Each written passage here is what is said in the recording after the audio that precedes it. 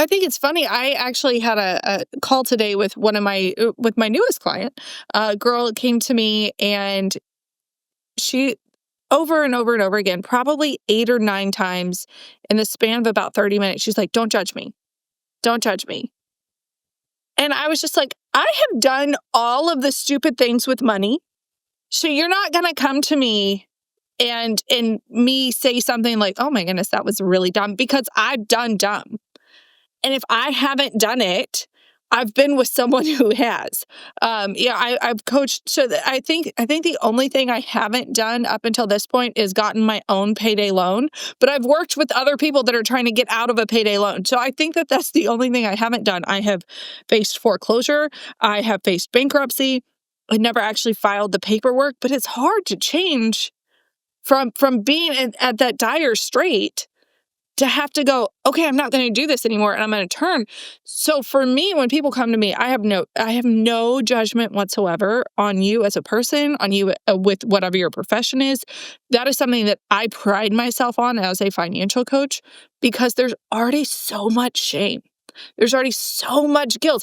You're not going to get any of it from me. Well, welcome everyone back to the Growing Money with Sean Trace podcast. I've got a really awesome guest with me today. Would you like to tell people who you are and a little bit about what you do? Absolutely. Thank you so much for having me. This is an honor to be on the other side of the world and getting to talk to you. So that's super, super cool.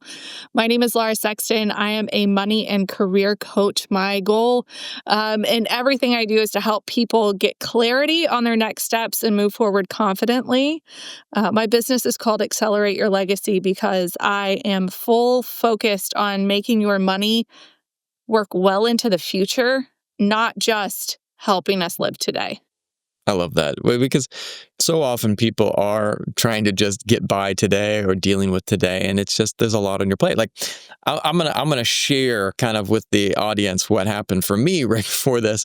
I had everything planned, and then one of my video editor called in sick. And then so the other editor who works for my wife didn't have a key, so I had to wait to help them. But more than that, I'm racing home to let them in because my daughter was at school and got the wrong uniform today and was horribly embarrassed, meltdown and started crying, absolute breakdown. And I felt awful. So I had to race home, get the correct formal outfit for her to wear today, drove back to school, dropped that off, and then came back home to dive into this podcast. But one of the things that, I bring it up again and again and again, and I want it to be kind of a focus here is that I did this podcast and I do this podcast because I was wanting to create somewhat of a legacy for my family. This legacy of doing something because I grew up without financial information. And I don't know how many times I have to say that on this podcast, but I grew up with nothing, zero. I got a lot of great math in school that I have not used since. You can do the parallelogram, but right? Budgets nope. How to figure out the area of a triangle. And that is great. But no one ever taught me how to budget or how to balance my checkbook or to look at, what is investing? What is a 401k? Why is it even important? And so my legacy was one of caring and loving and being a great parent. But I wasn't setting things up good for my daughter in the future. And more than that, I was setting up a future where I might have to end up being reliant on her at some point in time because I didn't have money set aside. And I in no way, shape, or form want that. So, it is interesting that we're talking about legacy, and I was commenting, you have kids too. You were sharing that with me as well. And part of being a parent is thinking about that legacy as well. Well, I think it's funny you say that. I feel like I had it real. My upbringing was wonderful. I was very well loved. My parents gave me everything they could. Yeah. It was never excessive, but it was very much everything that I absolutely needed, I had. So I didn't go hungry. But there were some challenges in our finances. And looking back, it's easier to see than when you're in the moment. But I didn't know that you had to pay a credit card back. Right? So I was unaware. I got a credit card. I was like, oh, look, money. Somebody gave me a $3,000 credit. Right. It's not free $3,000, but that's what I thought it was. So I was very much in the dark about how a credit card worked. And it wasn't until the day that my husband came to me and said, hey, I think we need to talk about filing bankruptcy, that my mother told me for the first time that she filed bankruptcy twice before I Wow. graduated high school. Wow. And I had a 2-month-old baby at the time, my oldest. I now have 4 children. They're 8, 6, 4, and 2. And she was 2 months old. And I realized that my legacy, the chain that I was a part of, was one of bankruptcy. I was like, that's not what I want for her. And so that was the day that I decided I was going to be the first link in a new chain. Yeah. That was the day that we decided we weren't going to live this way anymore.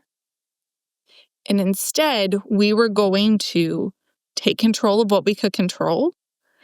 And that started by me looking up and seeing, okay, what kind of debt am I actually in? If we're going to file bankruptcy and we make 6 figures, so I don't understand where our money's going, right?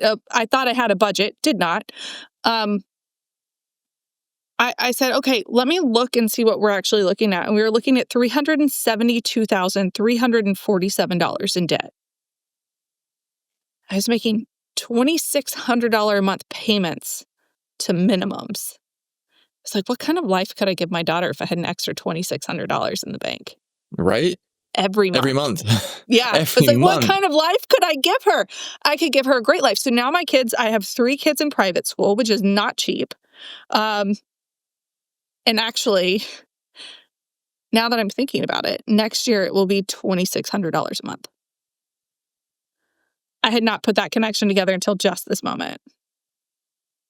That's how much it will be next year when the kids, I have 3 in school 3 days a week, or 5 days a week. It's where you want to be putting your energy, and I think that one of the things too, like coming back to the credit cards and early credit cards, I got my first credit card in college, and the young Sean, who again, that I'm just talking about earlier. And one of the things that I noticed there, when you talked about that, you had a very typical reaction to talking about not knowing about credit cards. And I could read it and you're like, you said it like, well, everyone should know this. And that there's an assumption that everyone does know it, right? But you don't. It's like, hey, I remember the recruiter sitting there at the table at my school, the bank representative going, hey, do you want a credit card? And you're like, well, what does that mean? Well, we can get you $3,000. $3,000? Like, what? Okay. Had no job at that point in time, had no stable income, have nothing going on at that moment.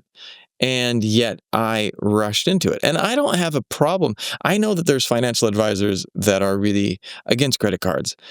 I did, and I've seen both sides. And I'm not going to throw my opinion out there because I am not informed as many. But like I've read about how creating good credit is a good thing, and whether you like it or not, like that wasn't that. You know what I mean? That wasn't that. That was just handing a kid something and saying, this is free money. And I'm like, it's like this, right? I was talking to a friend, and we were talking about like kids and candy. And they were saying, you know what you should do is you really should teach a child how to learn how to moderate and eat that candy responsibly. Okay, I get what you're saying. That is a good idea. But that's like saying, let's put a bowl full of like all of like 3 things of Halloween candy, so it's like this giant bowl, and saying, all right, kids, I'm going to leave the room for the next day, and you can only have 1 piece of candy apiece, okay? Like, what do you really expect to happen? Yeah, certainly we would like to say, yes, my child will be the child that's going to be like, I will only eat 1, Daddy. That ain't happening. You're coming back. I can't even eat just one. Right? You're going to be coming back. That bowl is going to be empty. Your child is going to be having sugar rushes across the room and then vomit horribly because they projectile vomiting because they ate too much unhealthy stuff. So there is this thing like, how can we better raise our kids to understand that? Because there's two sides. One, the candy's not going away. Like, that's a reality. But at the same time, the way we're doing it is wrong. You know what I mean? Mm-hmm. Yeah, we talk about it a lot in my house. That's great. We talk about money very openly, very honestly. We have changed some phrases. My husband will go, well, we can't afford that. And I'm like, well, that's actually not true. And we'll have this discussion in front of the kids. I'm like, we actually can afford that, whatever that is. We have the ability to pay for it. We have plenty of money in the bank. We've worked very hard, not only to get ourselves out of debt, but to have an ample amount of savings. And we can afford it. We're choosing to spend our money in other areas. And because we are making that conscious choice, we want our children to see that we're making those choices as well. So when they ask for something expensive, like they got a Nintendo Switch for Christmas, well, they want all of the video games that go along with it. I can't afford all of the video games. It's like $50 a game. See, it comes out of my mouth. It comes out of my mouth because it's part of the money story that I grew up with. We can't afford that. Heard it all the time. We can't afford that. We can't afford that. And you know what? Growing up, we probably couldn't afford it. But right now, I can afford it. I'm choosing not to spend my money there because our money is going towards other things. We just took our kids to an amusement park on a whim. We said, hey, the kids don't have school on Monday. Do you want to go? Absolutely. Let's go. Let's pull the money out of savings. Let's just have a good time. Because we chose to spend our money on that, we're not choosing to spend our money on the video game. And so 100%. We try to make sure that they are part of those conversations because I didn't hear any of this growing up. Yeah, right? When we had cars just mysteriously vanish from our driveway, I didn't ask the question, what happened to the car? Nobody addressed it. And our car had been repossessed, and I had no idea. Nobody talked about it. And there was a lot of a feeling of shame. Like whenever my stepdad would swipe his credit card, my mom would look away. My mom couldn't watch him spend the money on the card. Yeah. And I didn't see that at the time, but looking back, I was like, oh, every time he'd swipe the card, she'd turn away. Yeah. And so I don't want my children to ever feel shame or guilt or discomfort around money because it's a beautiful tool that we are given for our work. That is part of what makes our day-to-day life go around, whether we like it or not. It's going to be there. So how do we make it so that it's not shameful? There's no guilt. We just talk about it openly and we have discussions and we make sure that they are brought in to those discussions. I've been working with my daughter on, give me 30 seconds. Hold up. There we go. It was not focused correctly. Just had to reset my camera. I've been working with my daughter on framing these things in the way that a kid can frame them and understand them, because she had been looking at things and it was just really hard for her to comprehend. And so we were looking at, I'm writing a book with Ilani about how to frame this thing in terms of the zombie apocalypse. We love zombie movies, right? Very and so fun. like needs versus wants, what can you fit onto a backpack, compounding interest, you buy a couple chickens and then they have eggs and then those chickens have eggs. And so it's been really fun to look at. But when we started talking about debt, it was a really tricky one to talk about because at first she was like, well, they're just giving you money. It's a gift, right? And I'm like, no, that's not quite how it works. Like, this is something that you have to pay back. So we started looking at that too. Like, there's different trade-offs. And I said, we looked at that one because I was talking about, okay, Tom helps you buy 2 chickens, right? So he gives you $3, right? Let's imagine that that's what chickens cost in this imaginary world, all right? And then you buy those chickens. And I said, are those chickens yours or are they Tom's? Well, they're mine. And I said, in what way are they? Yeah, you hold them, you keep them, you're caring for them. But at the end of the day, Tom has something called collateral. And if you can't pay Tom back, guess who gets the chickens? And she's like, Tom does? I said, so at the end of the day, who really owns the chickens? And she's like, well, they're kind of Tom's chickens that I'm getting to borrow until I can pay Tom the money. And I said, that's kind of right. And so she was like, wow. And because we were watching, what happened is we were watching some videos. I'm very careful about what I watch with her. But there was one moment where it was a car repo video. I was swiping up and she's like, what just happened? Why was that lady screaming? And I was like, well, their car got taken back. And she was like really having a hard time. Well, like, why would someone do that? It's like, well, they might not have been able to make a payment. They might have had some financial challenges. And so we were talking about these concepts. And she's like, I never want anyone to take my car. And I said, yes, that is right. So what can we do? So I started trying to break it down with her. And she said, first of all, maybe we need to save up money to buy the car with cash. And she's like, oh, that's a good idea. And I was like, but, we need a car right away. Should we get an expensive car or a cheaper car? Well, she's like, well, is the cheaper car going to drive you well? It drives just as good as the expensive car. Well, let's get a cheaper car. So I started looking at that. I said, well, maybe you need a nicer car. You're going to drive for Uber or something. Well, then you need to save up for a little bit nicer. And we break it down as much as we can because and I think that this is where I wish that there were more books written from the idiot's guide of personal finance. Everything is written from more of a, like, well, I'm going to teach you how to make your first 25 million. It's like, well, that's great. How about how to save enough so that I can pay for my kids, school? That might be an easier frame of reference for most people. And you know what? Maybe, and I props to the people who are making their first 25 million. I respect you. I want to be there someday. That's part of the legacy I want.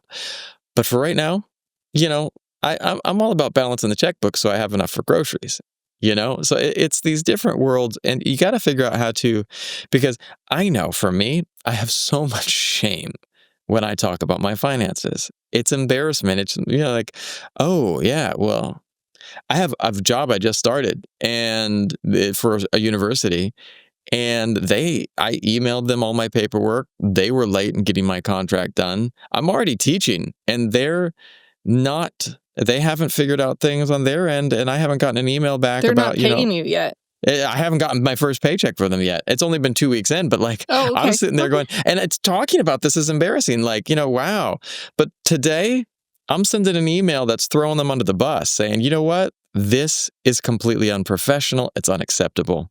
And it's just ridiculous. And I've taught for them before. They didn't do this before, but like, I was just like, wow, guys, dropping the ball. But like, even mentioning that I should have to feel like I need to put up with that makes me embarrassed. And that's what I want to normalize with this podcast is talking about finances. I think it's funny. I actually had a call today with with my newest client. A girl came to me and she, over and over and over again, probably 8 or 9 times in the span of about 30 minutes, she's like, don't judge me. Don't judge me. And I was just like, I have done all of the stupid things with money. So you're not going to come to me and me say something like, oh my goodness, that was really dumb, because I've done dumb. Right. And if I haven't done it, I've been with someone who has. I've coached. So I think the only thing I haven't done up until this point is gotten my own payday loan. But I've worked with other people that are trying to get out of a payday loan. So I think that that's the only thing I haven't done. I have faced foreclosure. I have faced bankruptcy. I never actually filed the paperwork, but it's hard to change. Right. From being at that dire strait to have to go, okay, I'm not going to do this anymore, and I'm going to turn. So for me, when people come to me, I have no judgment whatsoever on you as a person, on you with whatever your profession is. That is something that I pride myself on as a financial coach, because there's already so much shame. There's already so much guilt. You're not going to get any of it from me. Because I also believe one of my core values is that life change happens in relationship. So I want to establish a relationship with you so that your life can change and mine's going to change right alongside you. So going back to teaching kids, I love that you're writing a book with your daughter. I am in the process of working on a picture book for children to learn from when they are 7 years old, but not just here's a picture book that you can hand your child, but here's a picture book you have to read with your child. And Right? there are things in the back that are for the adults only. So there are notes in the back. This is how you encourage your child to be a saver. This is how you encourage your child in their spending habits, because people that are like, no, just save, save, save, save, save. You may have, my oldest child is a spender, and I need to encourage that in her because there's something beautiful in not holding your money tightly, but she has to save too. But then I have another child that's just a saver. She doesn't want to spend anything. And I think that's wonderful. But I have to build up her spending side as well, because there are two sides to every coin. And in the middle of that is generosity, where we have to teach them to be generous, because generosity brings joy. And I want you to be joyful. I want money to be a joyful experience. And I think one of the best ways to do that is to learn how to give it as well. So you earn it, and then you spend it, you save it, you give it. You have to do all three. You have to be well-rounded in your money. And we can't disparage any of those. We have Yeah. to build them up in our children. And it's interesting because it's like the idea of teaching personal finance. I think one of the things that is, we have these different levels of. Do you need to help that one? I think let me go give everybody a cookie, settle them down. I'll be back just 1 second. No problem. Take your time. I went with the give a mouse a cookie approach. Hey, it works. No judgment at all. I'm a dad. My wife is a professional singer, and I was the stay-at-home dad because she has her career needed her to be out there doing stuff, and I was home, able to work from home for much of my work. And so it was the give a mouse a cookie method works very well. There are moments where it's needed. Do you ever see that video of the parent, the dad from Korea? He was an expert on North Korea, and they were interviewing him on CNN, and his wife was watching the kids. And the one child pushes open the door in the walker, comes in, and then the other kid comes in too, and she's like singing a song, and then the wife is like just appalled and comes yes, running trying to get everybody in. trying to get him out of the room. I was like, I'd be horrified, but absolutely, I would love life if that was like me too. I would think it'd be so awesome, but I'd be terrified at the same time. I had a call earlier today with a client, and they broke into the door. They've unlocked themselves, found the key to the door, unlocked themselves, came in, and I had one crawling up this side and one on this side screaming at their baby.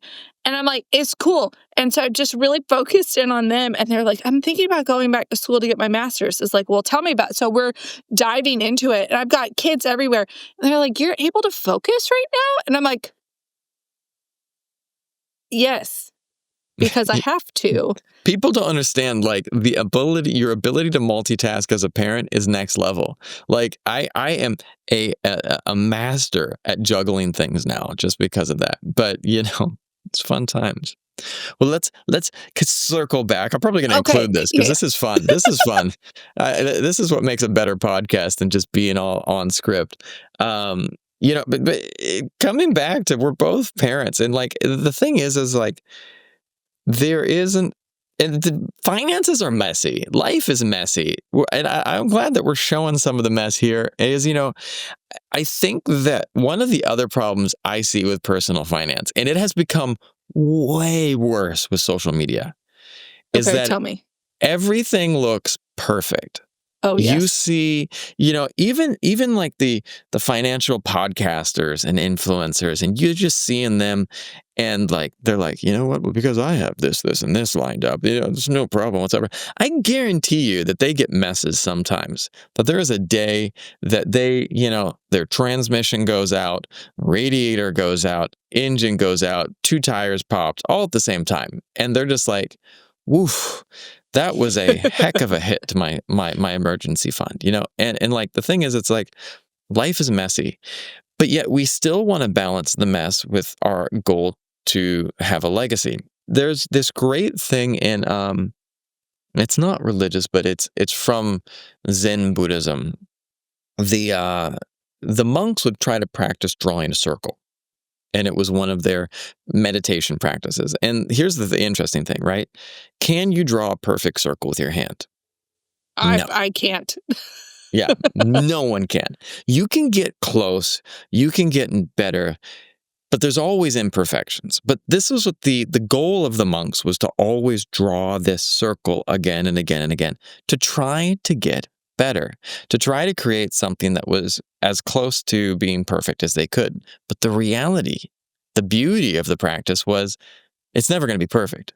And every time you did it, in and of itself, it was perfect because it was your process. It was your process toward creating something better. And that's what I kind of think of with what I'm aiming to do with my finances, is to create some type of legacy of, like this podcast, sharing my mess with other people is part of the vulnerability that I'm coming forward with to help educate other people and make them feel less isolated and alone. And hopefully my daughter can watch this at some point in time and go, wow, Dad, you were juggling a lot. I judge you so much less than I judged you before. Well, I mean, on my podcast, I have a podcast called the Money and Career Mastery Podcast. And I have multiple episodes where I talk about where I've messed up. I have one podcast where I'm talking with somebody that's a YNAB expert. So she's an expert in messing with your budget on the You Need a Budget app. And she was talking about how there's a refresh button. I was like, I could really use a refresh button right now, because it's been over, at the time, it had been 2 weeks since I had balanced my checkbook, which is not a thing that people do. You reconcile your accounts is what you call it now. And it had been 2 weeks. And I was like, I'm so overwhelmed with the number of transactions I'm going to have to write down here. Right. And it was just one of those things where I do this for a living. I handle other people's budgets for a living. And I had just gotten to the point where I was like, I'll do it later. I'll do it later. I'll do it later. And then later caught up with me, and I was like, I'm going to have to take like an hour to do this. Where if I do it every couple of days, it takes me 10 minutes maybe. So for me, when I talk about the legacy that I leave, it's not just dollars and cents in a bank account. That's not a legacy. Our legacy is the tools, the habits, and the mindset that we leave behind. I love that. So that's what I'm focused on. Perfection is gross. Nobody's perfect. Nobody likes perfect. There's a reason why if we see an AI generated picture, we recoil a little bit, because it's too perfect. Yeah. And we don't like it. There's something about somebody that looks like they're almost human, but they're too perfect, so they can't be human. It's actually off-putting. So the there's uncanny valley, I think it's called. Yes. So there's part of me that's like, I should probably show people the inside of my minivan. We went and paid cash for a minivan. They would not take a check. They wanted actual cash. It was unnerving to walk around with thousands of dollars in my pocket. But it wasn't in my pocket. It was in my purse, but you understand. So it's just one of those things where our minivan, it's full of goldfish. They're smashed in the back. I've got a leather that's coming off of one of my armrests, and I'm sitting here going, I probably should show this more often, right? The fact that I'm sitting here and I have zero debt. We are a completely debt-free household. I went from negative almost $400,000 to a positive net worth in less than 5 years. I made a $500,000 swing. That's awesome. That's awesome. Yeah. Oh no, it's so cool. When you sit down and you look at it, you're like, in 5 years, I went from negative 370,000 to positive 120 in less than 5 years. Like, that was the swing and the momentum was phenomenal. And I couldn't have done it without, setting intentions, working hard. We changed our whole lifestyle. But now I have things like a car that I've paid cash for. And it's not perfect. It's not a brand new Lexus, but it's the car that gets my kids around, and we have a great time in it. And because it's mine and I don't have to worry about anything with this car, if it gets a little messy, it's lived in and it's loved. And that's what I want. I want my kids to get in a car and not be like, oh, you can't mess it up because it's Right. expensive. And no, I don't have time. I don't have time for that. I have too many kids for that. Right. I remember seeing, like, being around people who had that perfect stuff when I was a kid. And it's like, it's not a fun house to be in, and it's like getting back to that what you described. First of all, that's amazing. And one of the things that you just, while you were talking and sharing that, and this is the beauty of doing this, is like for a second, I could feel it right here, hope. It was like this little spark of what you shared. And I thought for a second, I can do that too. I can do that too. It doesn't have to be this way. It doesn't have to be so difficult. It doesn't have to be so challenging. But yet you need people who can help you see that light, that can help you see the potential, help you see the possibility. And I mean, and this is again where working with a coach, working with someone who can help you see that is so important, because so often we can't see it. You get that tunnel vision where you just focus in on the problem. And it might be like you have to view the world in an entirely different way. It might be that, yeah, I can't figure out how to do this with this. Well, yeah, you're in a job that's a dead-end job. Your pay is awful. You are surrounded by people who are excessive consumers. And like, you have to surround yourself with different people. You have to get a new job. You have to find ways to do it, because you might not be able to do it. And none of the people around you might be able to do it in the mindset that they're in. You might need an entirely different approach. And the thing is like, yeah, find the people that can help you see that.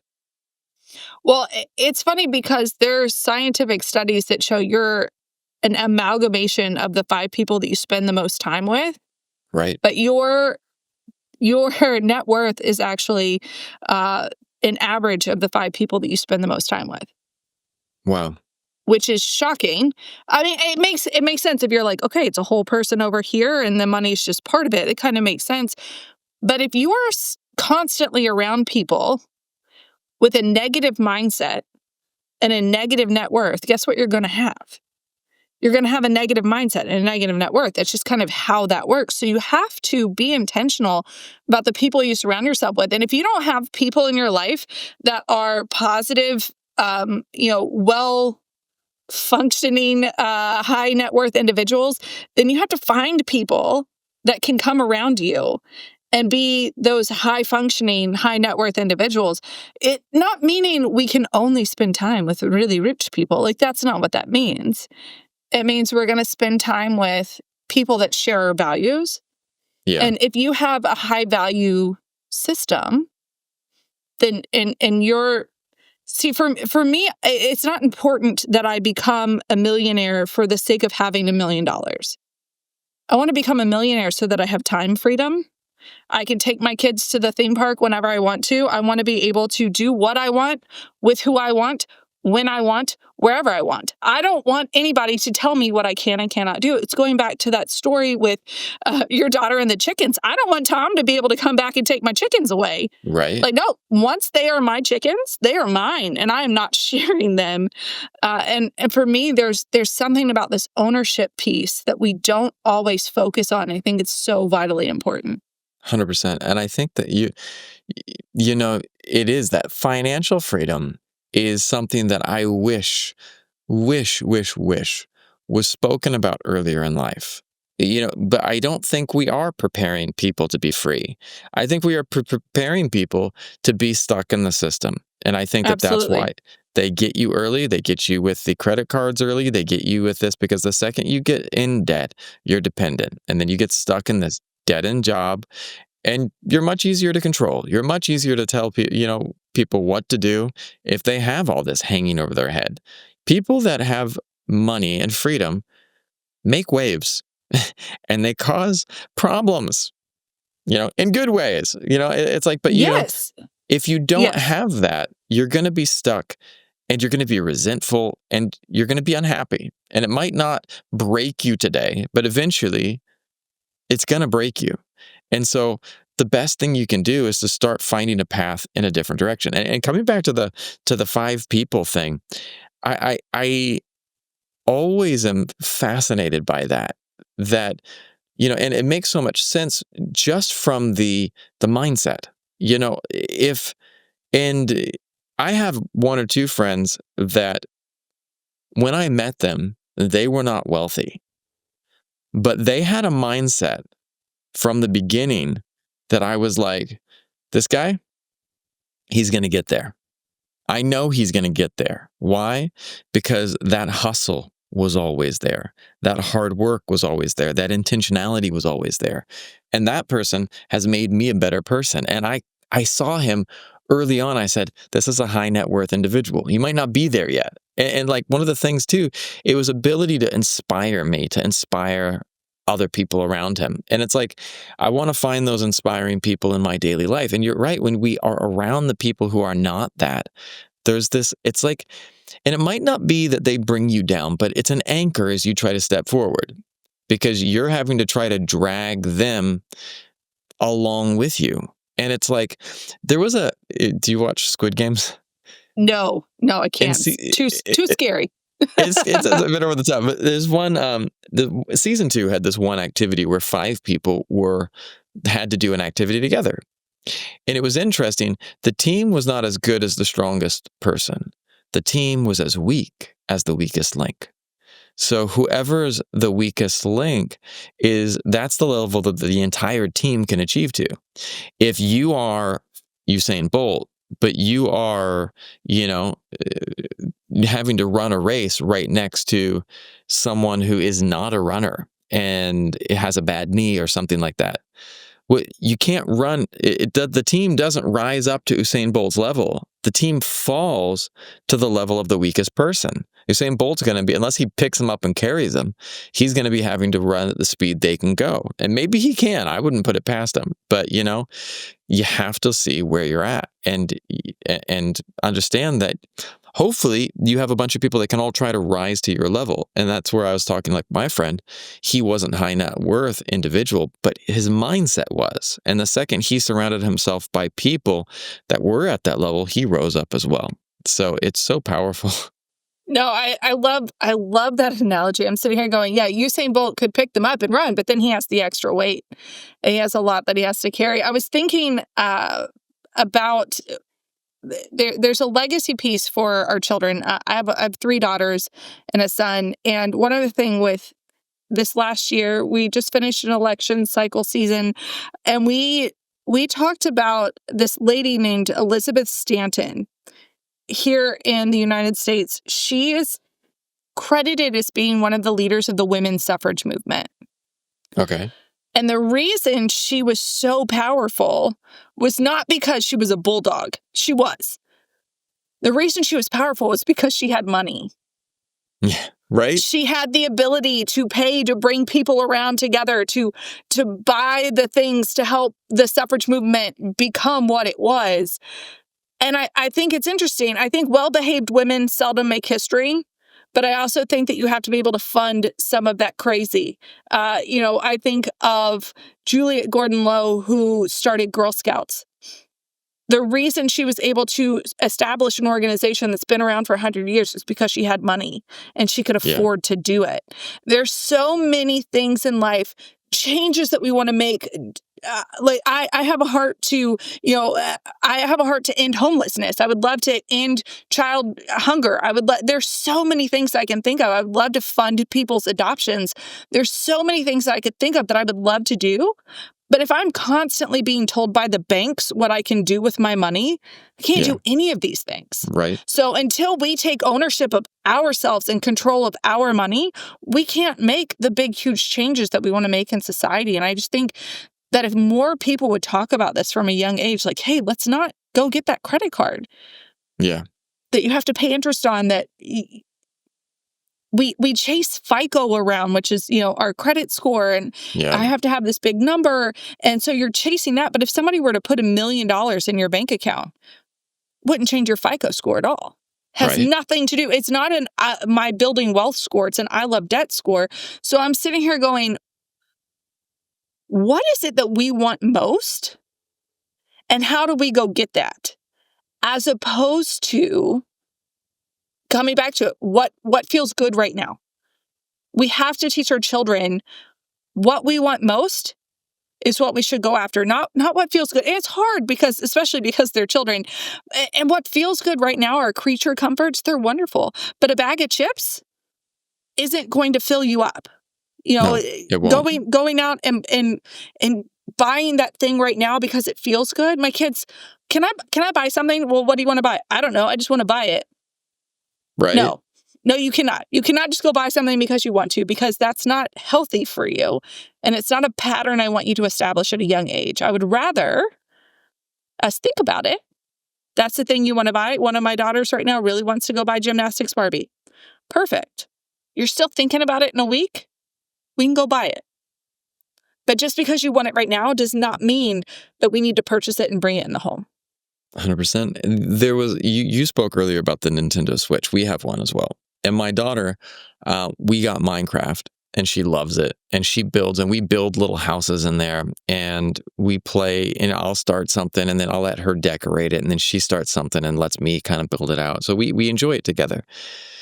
But then one day, she was sitting there, and she was like, Daddy, I really want this other game. And we were looking at the other games, and I was like, I really want Mario Kart. I think Mario Kart's going to be a fun game, and we'll get hours of play, and we both can play against each other.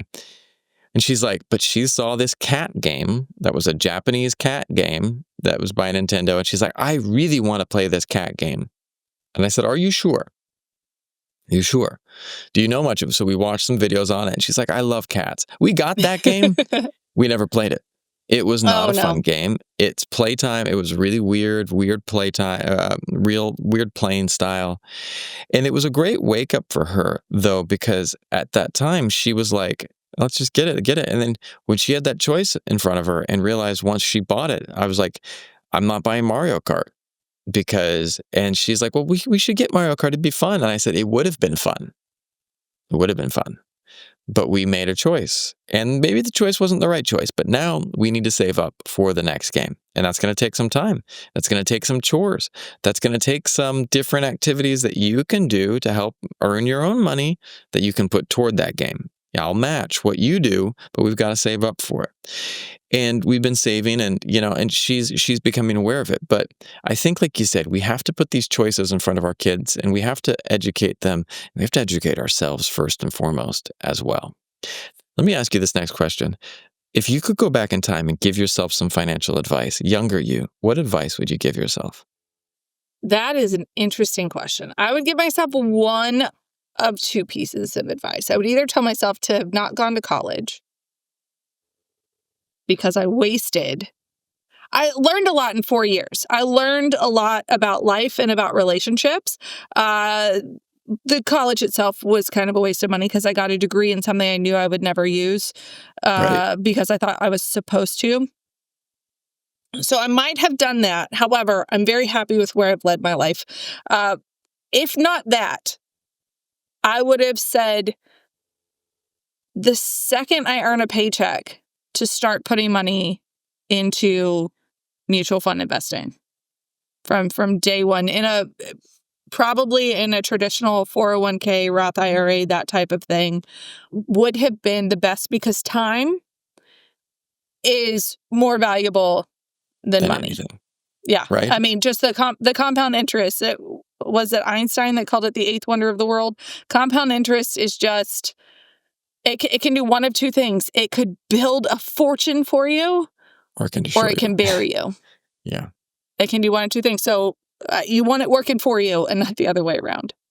My daughter, one of the things that I really get on her case about is, so I was like sitting here, I was like, you got to come brush your teeth. It's time for bed. You got to brush your teeth. And she just takes her time. And I've been really trying to drill her in. I said, the one thing that we cannot waste in life is time. It is something that you have to value. It is precious. And the other year, we had one of our pets that passed. And it was awful, but it also was a really powerful learning experience. Because I said, she's like, I wish I could hold that pet again. And I said, it's important. And I said, I wish we could hold it too. But I want to point out one thing to you. She's like, what was that? I said, there were many times when we had that pet that you never held them, that you didn't take the time to play with them, and you didn't take the time to focus on it. And I was like, what can we learn from that? And she says, well, that when we have time, it's important to pay attention to it. It's important to do the things that are important for us. I said, yeah. So how can that apply to the rest of our lives? And so we started looking at time and with money and investing. Time is literally the most powerful and important thing, and I have friends that are like, oh, my kid is 12. I've got him an investment account, and I'm just like, parents doing the right thing right there, setting these kids up for success, setting them up on the right path. I resonate with that so much. And can I just brag on you for a second? The way that you speak to your daughter, or at least, I'm not there with you when you're actually speaking to her, but the way that you communicate about it, I think is so beautiful, because you talk to her like she's a whole person. You don't talk down to her. And you take time to be so intentional. And I'm a little jealous. Just to be completely honest, I love the way and the intention that you speak to your child. I think it's beautiful, and I think it's going to serve her well in her future. But piggybacking on what you just said, I can get ragingly angry at my children. I need control. I crave control. And when you have 4 children, you know what I don't have? Control. Over the big picture, yes, but over the little things, no. And so sometimes I can get a little dysregulated and I get angry. But the one thing I'm not willing to do is not accept a hug. I'm not willing to let them go to bed with me angry at them.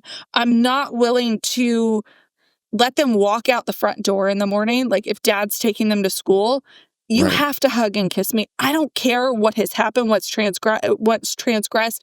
I don't care if you've yelled at me, if you've said mean things to me. I don't care. I'm going to hug you, and I'm going to love you, and I'm going to make sure that you know. My kids all the time, I say, I love you, and they're like, we know. Good. Good. I want you to know that deep in your bones. I don't want you to ever question that I love you more than life itself. Because I have this sense of fear whenever my kids walk out the door that this is the last time I'm ever going to see them. And it's not rational. They've always come back. But we live in an unrational world. And so it's, there are possibilities all around. Car accidents happen, things happen. And I will never let them walk away from me without hearing I love you or getting a hug, because I never want to be in a situation where I let them walk out and that was the last time they saw me. Right. It is so incredibly important to me. And this is not something that I express very often. And I'm sorry if I'm bringing people down, because that's not the point of the podcast. No. But the intentionality with which you were speaking about what happens when you lose a pet, it shows children that, and we've swept this under the rug so much. We don't talk about death anymore, and there's so many important life lessons that we just don't talk about anymore as a society. So bringing it back, having these conversations, but most importantly, loving them while they're here and in front of you, and never. One of my things this year is joy and intention. And so joy is my word of 2025, and I'm focusing on finding the joy even in the stress points. Even when I'm upset, how can I be joyful in this? And how can I share joy with my children in this? And so even when they're stressing me out, they're yelling so loud. And I'm sorry if you guys can hear it on the podcast. Fine. They are just being wild over here, which is whatever. It's life, and this is how it goes. So for me, I'm going to try and find the joy in all of these moments, because I want my legacy, when it comes down to my legacy and my kids say something about me, I want them to be like, Mom really loved us. Period. That's what's most important. Today, one of the things that popped up today, maybe it was influenced the conversation. Shortly before this call, I received a call from a family member that their father-in-law had died. And it's really sad. And he'd been sick for a while, but still, you never know when someone is going to pass. One of the things that I remember, though, is that my cousin has this photo of her holding my uncle's hand before he passed. It's one of the last pictures she took. And it popped up yesterday on my feed. And one of the things that was interesting about it is that when we talk about legacy, every time I hold my daughter's hand now, I think about that image. When is going to be the last time I get to hold her hand? And legacy to me is important because we are creating something whether we realize it or not. And that there will be a day that as a parent, I will no longer be able to be there protecting my daughter. I will no longer be able to be there supporting her. And the most important things right now are teaching, instilling values, and preparing for the future. Whether that means having a life insurance policy, whether that means instilling in her the financial tools so that she doesn't make the mistakes I did, whether that be crafting the legacy that is altruism and helping people. My uncle, Dr. Trace, helped many, many people. He was a radiologist, and he set up multiple small clinics and served as many people in the community as he could. And Doc Trace everyone knew he was wealthy, but everyone also knew he was generous. He gave money to many people. He helped many, many people. And that community remembered him for long after he was gone, longer than most will be remembered. That Macklemore has this one lyric in one of his songs that says, "You die twice. You die the day you die. Your physical body dies, but the second time you die is when people stop talking about you." And the legacy that we have, to me, is the impact that we can make. And I would say there's a third time, and this is even more third death. 1, when you physically die. 2, when people stop talking about you. But 3, when the impact that you made on this world finally finishes. And that third one is the one that we truly have power over, because there are so many little things that we can do, so many people's lives that we can touch. But coming back to what you said, if you can be financially wealthy, if you can step into abundance and that power, you can leave a greater mark on this world. You can change it in a powerful, positive way. Certainly you can do that without money as well, but it's going to be harder, and it's going to be much more challenging to do so. The suffrage movement, powerful thing made possible by someone with money. And I guarantee you, if we looked into all of the different causes in our history of our planet that were good, there's going to be someone that was sitting behind it that had money. And that person was going, all right, we need to make some change. I've got this. Yeah, Mother Teresa says, oh goodness, I'm going to mess up her quote, but it's something along the lines of radical change takes a checkbook. I love that. It's Mother Teresa who took a vow of poverty, who's done all of this work with the least of these. She's like, somebody has to fund this. It doesn't just happen. Doesn't just happen. I think you're really spot on there. How can people look you up and get in touch with you if they want to get some coaching and help? So I love having conversations with people. I just want to talk with you. If you're like, I just want to have a conversation, I'm not going to try and sell you on anything. Please come to me. You can find me on Instagram at Accelerate Your Legacy. I have a podcast that I give away so much stuff for free and so much content there. Again, it's called Money and Career Mastery. And the subtitle of the podcast is From Overwhelmed to Ownership, because that's where I want to take you. And hopefully in the not too distant future, I will have books and things out. But on my website, accelerateyourlegacy.com, I have a ton of free resources that you can go pick up. I have the 7 steps to set your kids up for financial success. Is killer. It's a checklist, but it's got some really interesting points that you may not be thinking right now. So I'd love for you to go grab that on my resource page as well.